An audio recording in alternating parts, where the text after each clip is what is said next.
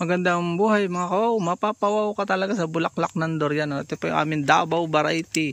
Dito tayo magbablog ngayon. Nakita nyo, dami.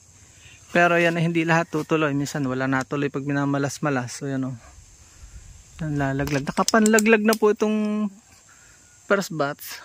Ngayon ay sana tumuloy na. Yan may mga kasunod. Yan hanggang doon. Unang bulaklak na padalawang bulaklak, yung una hindi tumuloy. Tingnan nyo yan dito yan ay nabagyo na, humiga. Mas maganda ang durian pag ganyan nabangon, mapuputol, babangon uli yan, susuloy uli yan. Tingnan pa dito yan, update ko lang kayo mga kawaw. Yan, ngayon ay tag towering season na. Bablog tayo na magbablog dito. Yan Davao variety yan. Kung sana ay pumunga. Itong ganda mag vlog dito pag ito ay nagtuloy. Ayan ang dami, ang lalaki pa naman ito. Ito ay nag-aapat na kilo, 5 kilo, 7 kilo ganyan, dahil sa bigat. At pagka bumabagsak sa lupa ay sumasabog. So yun yung variety na yan.